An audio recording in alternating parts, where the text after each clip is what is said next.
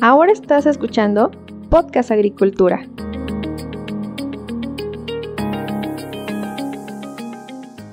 El día de hoy en este episodio entrevisto a un colega podcaster quien nos va a hablar un poco sobre la situación de la agricultura en España, que hasta cierto punto, en varios aspectos, es muy similar a la agricultura que se desarrolla en América Latina. Yo soy Olmo Axayácatl y les doy la bienvenida al episodio número 290 del podcast, en el cual entrevisto a Jaime Sánchez Cuéllar. Jaime es periodista especializado en comunicación en el sector agroalimentario, pero siempre ha estado ligado a la agricultura, ya que junto con sus hermanos gestiona una explotación familiar en la que trabajan con cultivos de temporal y de regadío, principalmente hortícolas como el ajo, la patata y la zanahoria. A Jaime le gusta considerarse un agricultor en prácticas porque dice que en esta profesión siempre se está aprendiendo. En este momento trata de compatibilizar sus dos pasiones, el periodismo y la agricultura, y para ello tiene un podcast que es Agroperiodista, el cual, por supuesto, les recomiendo escuchar. Para Jaime, la comunicación en el sector agroalimentario es esencial para generar conocimiento y también para generar empatía en la sociedad, porque cuanto mejor nos conozcan, mejor comprenderán los desafíos que tiene la agricultura.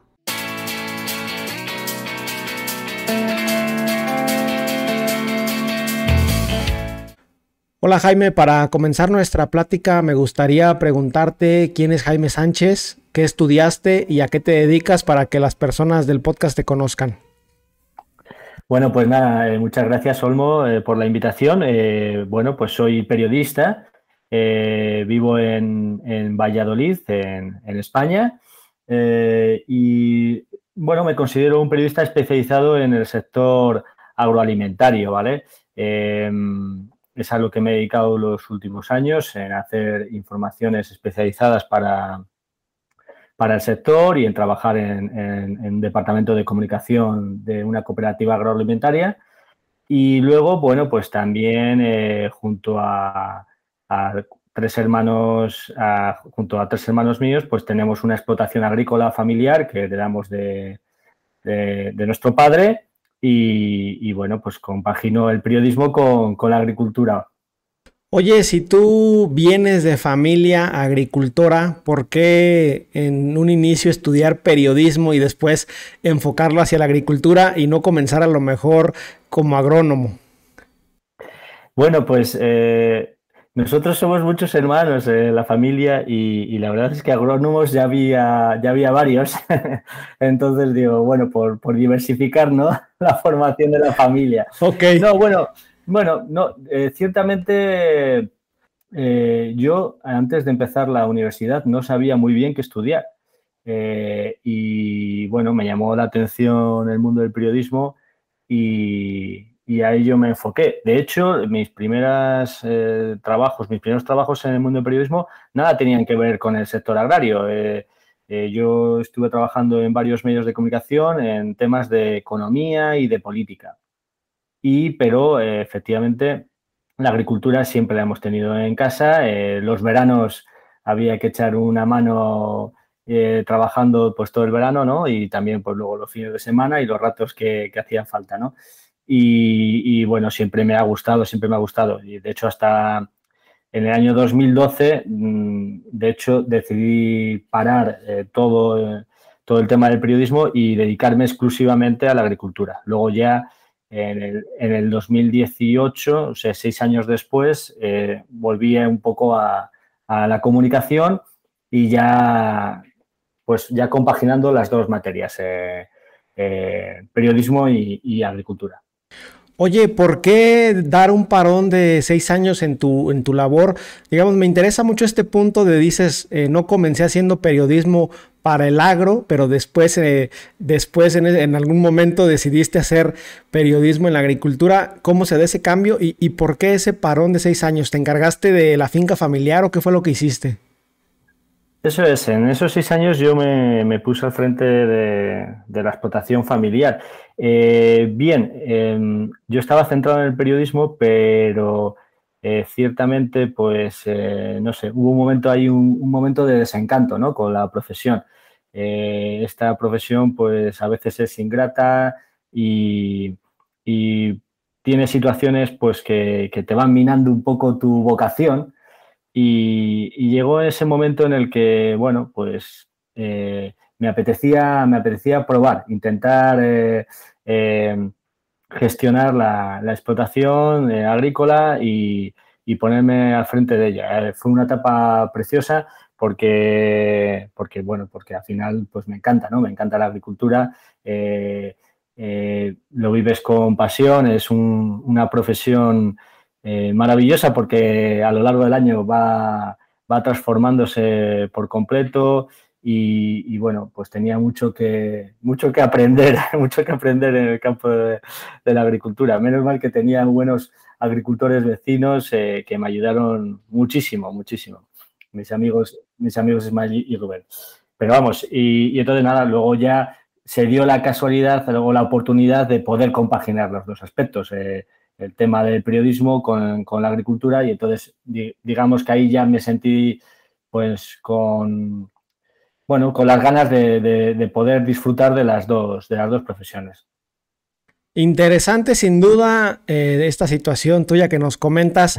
Antes de entrar más de lleno al tema de la explotación agrícola familiar, me gustaría preguntarte a grandes rasgos, ¿qué nos puedes tú comentar sobre la situación actual de la agricultura en la provincia de Valladolid, en especial pues para quienes somos de México o Latinoamérica, que no conocemos aquellos lugares? Bueno, vamos a ver, Valladolid se encuentra una provincia en el centro del país, un poco al norte, ¿no? Por encima de Madrid. Si te parece bien, si quieres, hablamos más un poco de la comunidad autónoma, de lo que es Castilla y León, porque al final la provincia tampoco es tan grande y bueno, pues puede encajar más en el ámbito de Castilla y León. Claro que sí, adelante. Entonces, bueno, nos encontramos en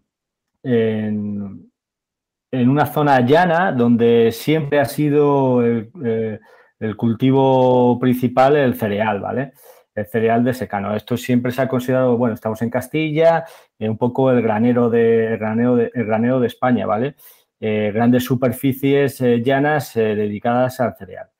Esto históricamente ha sido así y bueno, pues aquí la agricultura, como comento, es agricultura de secano la gran parte, dedicada al trigo, a cebada, y luego ganando bastantes hectáreas cada año, pues cultivos de regadío, ¿vale?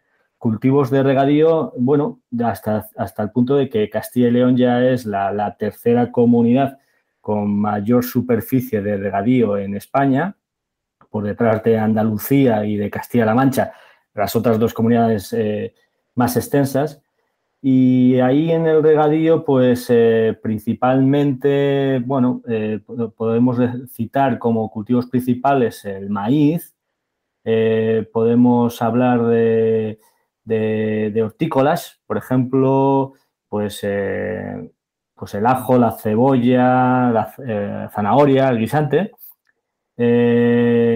También la remolacha azucarera y luego también en secano, bueno, aparte de cereal, pues hay producciones importantes de girasol y de colza. Ok. Y ya por cerrar un poco el círculo, pues Castilla y León es importante los cultivos, el viñedo, ¿vale? El vino con diferentes denominaciones de origen, figuras de protección y empezándose también a producir cultivos leñosos. Está creciendo el cultivo de almendro, el cultivo de pistacho, el cultivo de castaño. Un poco esa es la radiografía de los cultivos en Castilla y León. Pues sin duda bastante variado el asunto por allá en Castilla y León. Sin duda creo que también esta variedad hace que tengas que entender cómo se cultivan diferentes tipos. Ya mencionaste los leñosos, los herbáceos, los cereales y no solamente quedarte con uno solo. ¿Tú cuáles dirías que son los retos principales que están enfrentando los agricultores en Castilla y León? Sí, bueno, sí, los agricultores de Valladolid o de Castilla y León. Bueno, pues a ver, hay un escenario que tenemos ahora encima de la mesa, ¿no? Todo a nivel mundial, ¿verdad? Derivado de la guerra en Ucrania, ¿verdad? Sí. Y la verdad es que al final los retos del agricultor a pie de campo de Valladolid o de Castilla y León, pues están muy marcados por lo que ocurre y por lo que se decide a nivel de la Unión Europea, ¿vale? Ok. Toda la política agraria, el grueso de la política agraria en España se decide o es la misma que en el conjunto de la Unión Europea. O sea que no Entonces, la decide España nada más como país, sino que tiene que acatar lo que todos los demás concuerden. bueno, digamos que podemos citar que hay 3 niveles de decisión. Uno sería el nivel de la Comisión Europea, de la Unión Europea.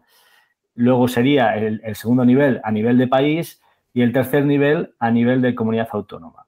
Pero es verdad que las directrices, los grandes rasgos, se deciden, digamos, en Bruselas, ¿no? Sí. A nivel de la Unión Europea, ¿no? Ok. Entonces ya marca unas directrices que luego cada país lo va adaptando a sus circunstancias, pero esas directrices están ahí, ¿no?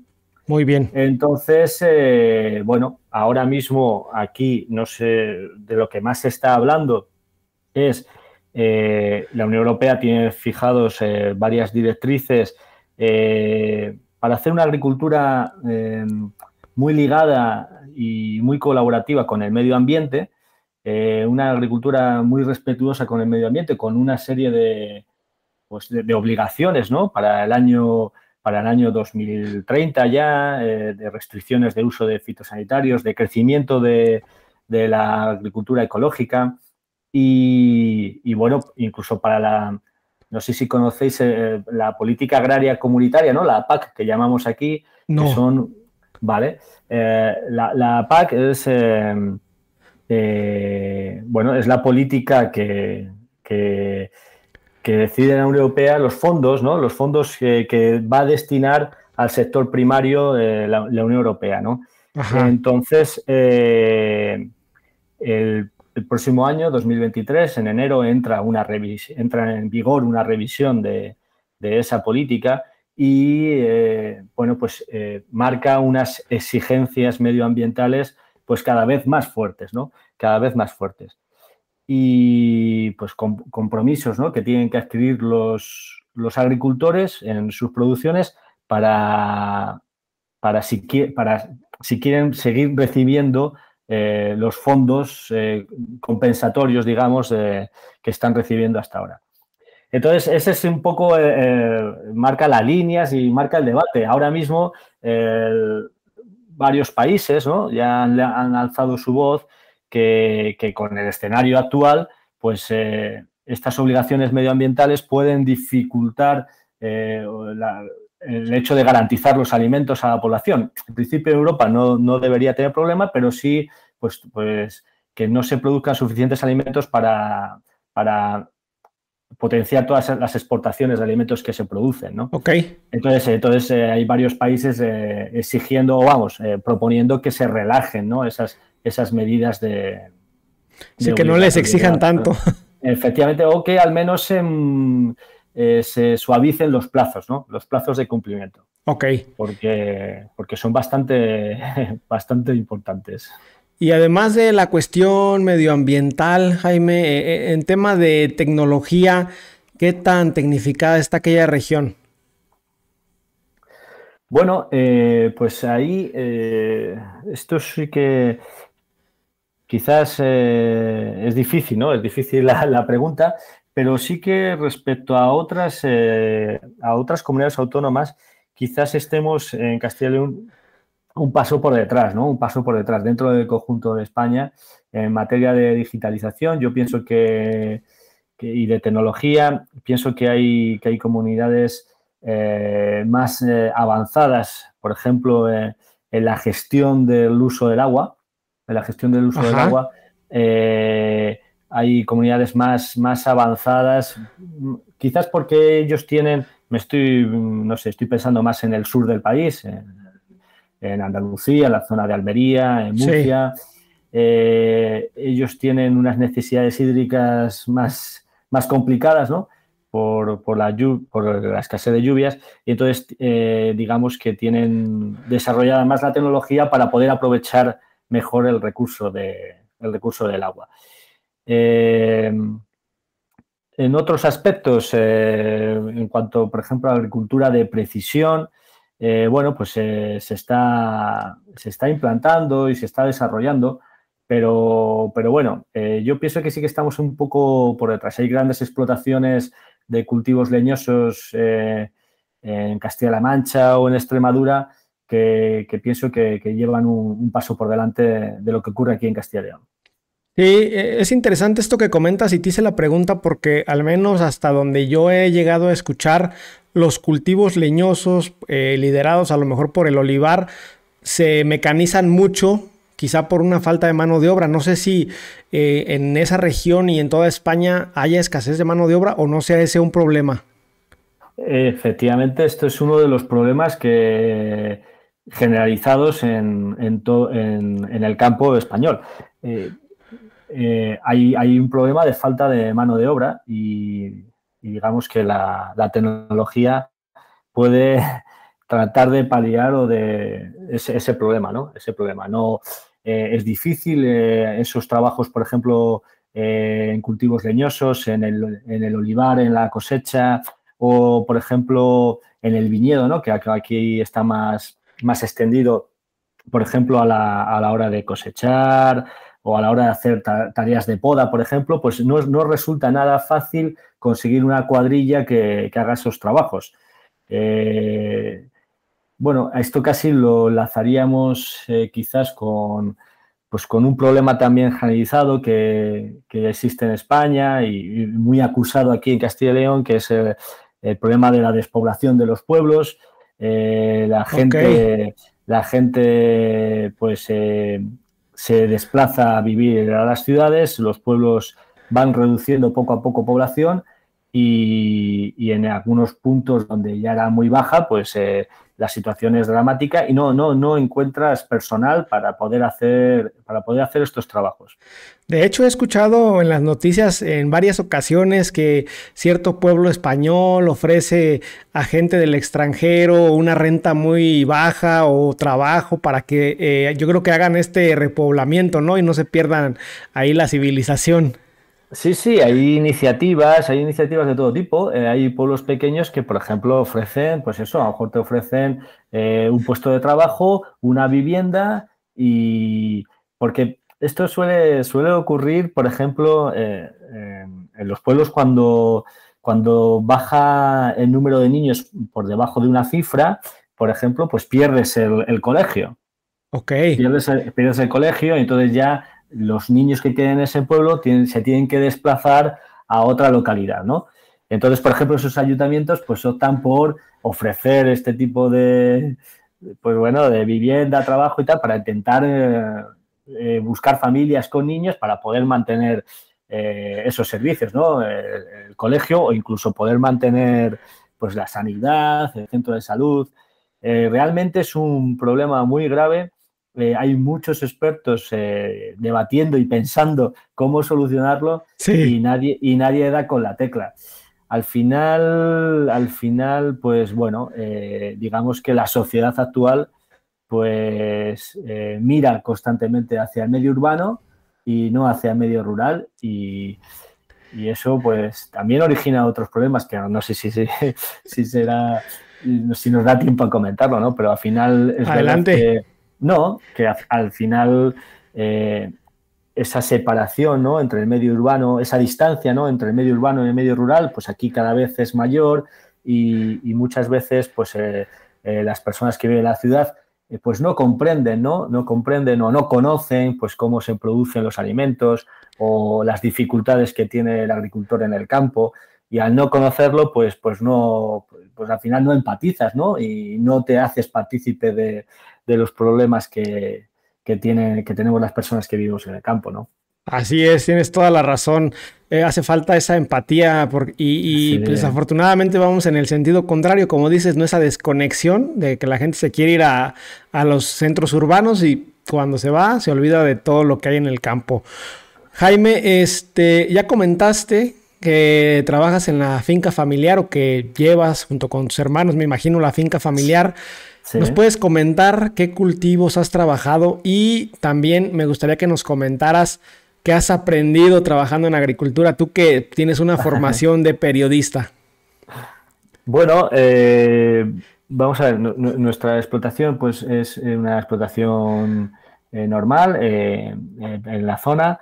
Tenemos cultivos de secano y de regadío, ¿no? Esto es bastante habitual en la zona en la que me encuentro, que es al sur de Valladolid o lindando con la provincia de Segovia, los pueblos de Íscar y Villaverde de Íscar. Eh, Tenemos cultivos de secano, pues, trigo, cebada, incluimos también girasol y hemos hecho algunas pruebas con guisante. Y luego el grueso de la explotación son los cultivos de regadío, ¿no? En este caso, pues nos centramos en la zanahoria.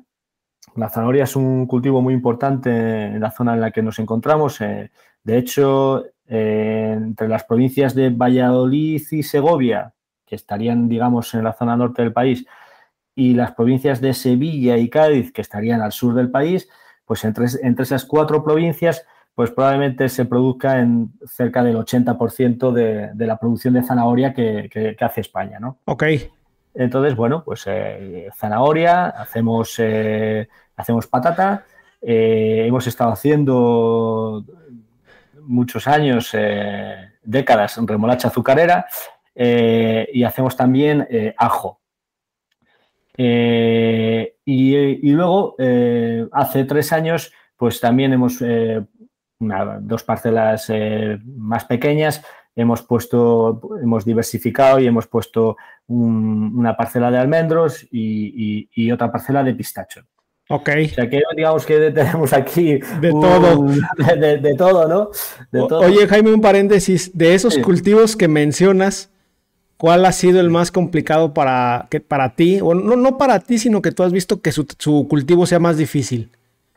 Bueno, digamos que la zanahoria es un cultivo delicado, ¿vale? Es un cultivo delicado. Es verdad que aquí en esta zona hay mucho conocimiento, hay muchos técnicos y empresas trabajando en el desarrollo de este cultivo y entonces se ha avanzado mucho. Nosotros participamos en una cooperativa que trabaja muy bien, nos asesoran técnicamente y gestionan el cultivo y luego la comercialización del producto.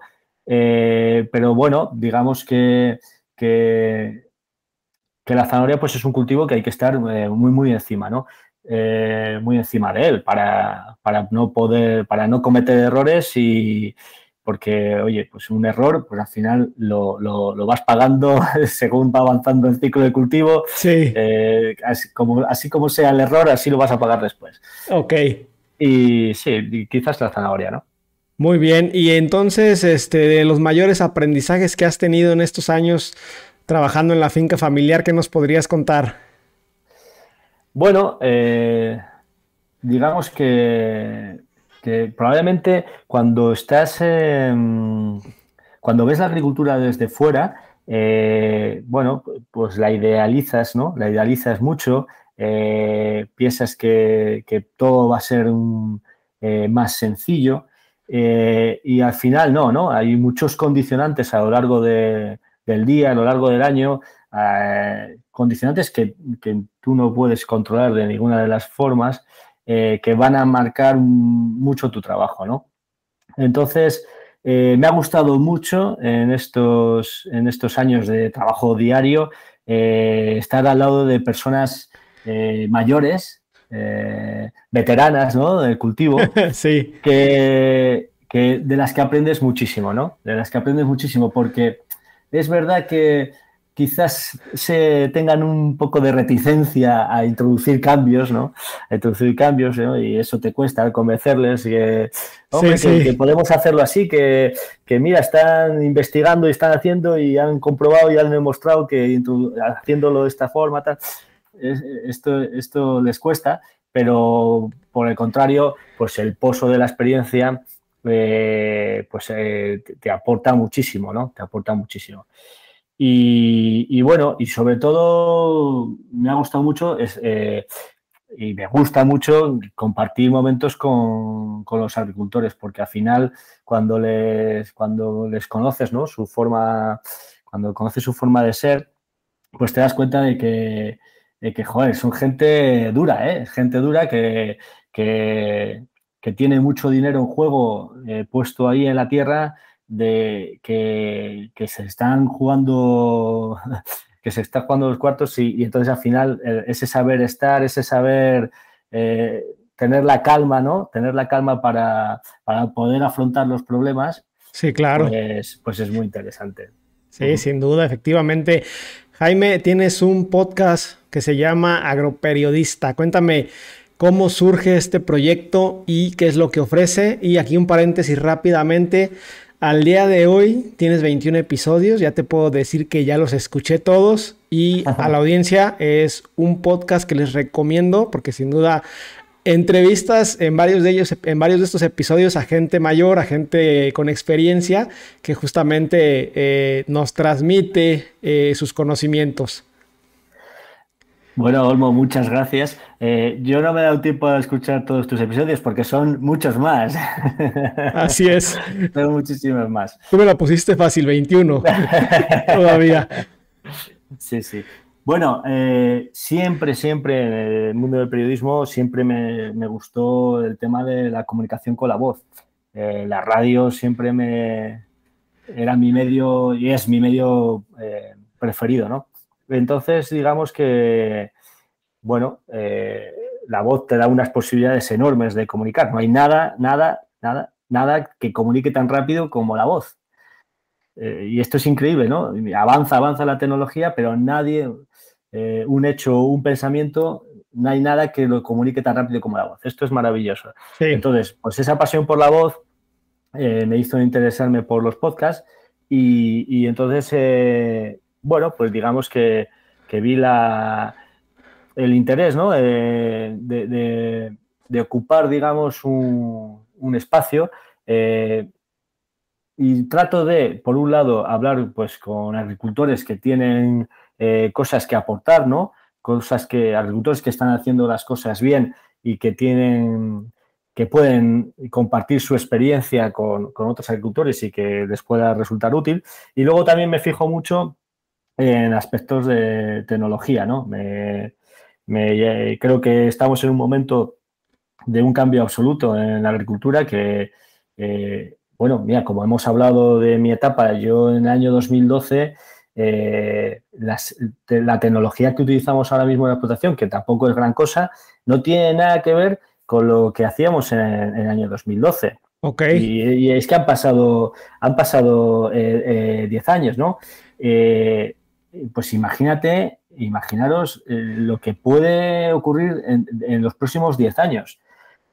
Pues un auténtico cambio que me gustaría pues seguir contando en el podcast, ¿no? Interesante, sin duda.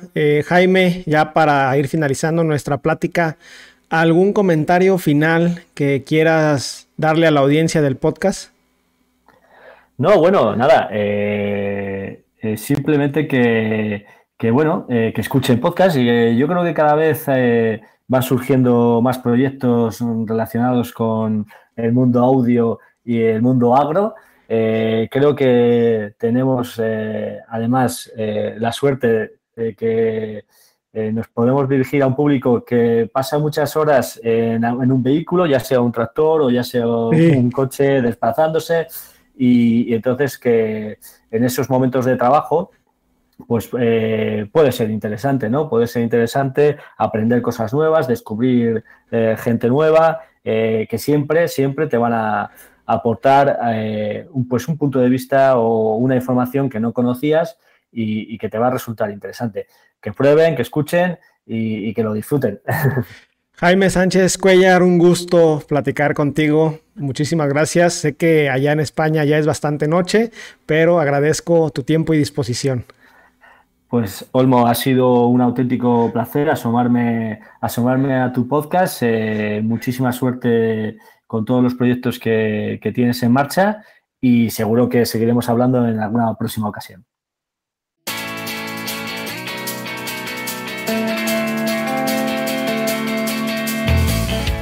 Bueno, pues no me resta más que agradecer a Jaime por haber pasado aquí al podcast a platicarnos un poco sobre su experiencia en el periodismo agrícola y también en la producción agrícola. A todos ustedes espero que esta entrevista les haya resultado de interés y recuerden que yo los espero muy pronto con un nuevo episodio del podcast. Hasta luego.